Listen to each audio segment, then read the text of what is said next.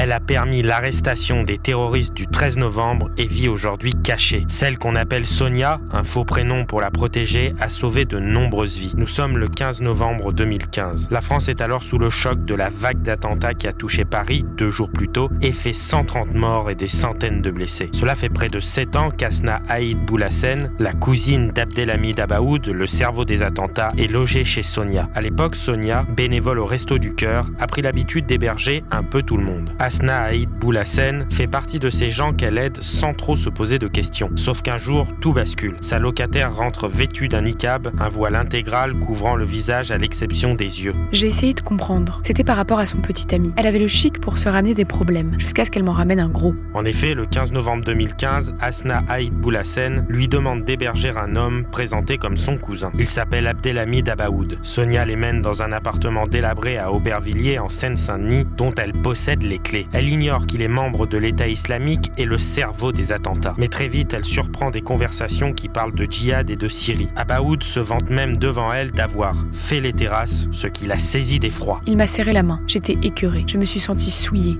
trahie. C'était une main qui avait ôté la vie. Pendant plus d'1 an, ma psy a aidé à faire le deuil de cette main sale. Sonia comprend surtout que d'autres attentats sont prévus le 19 novembre dans un centre commercial, un commissariat et une crèche. Elle appelle discrètement le numéro Alerte Attentat et livre aux policiers tous les détails. Adresse, nom, contact. Grâce à ces informations, le raid localise la planque de Saint-Denis. À l'aube du 18 novembre, l'assaut y est lancé. Pendant ce temps, Sonia est arrêtée, menottée, interrogée comme une suspecte. Dans une série documentaire consacrée à son geste, diffusée ce jeudi soir sur France 2, des membres proches du dossier assurent que cela était nécessaire pour s'assurer qu'elle n'était pas une complice qui s'était ravisée. Abdelhamid Abaoud et un complice sont tués, mais aussi Asna Haït Boulassen contre le souhait de Sonia. Le lendemain, Sonia devient une cible. On lui donne une nouvelle identité, un nouveau visage, une nouvelle vie. Plus de travail, plus de nom, plus de repères. Des hallucinations apparaissent. Pour elle, c'est un enfer.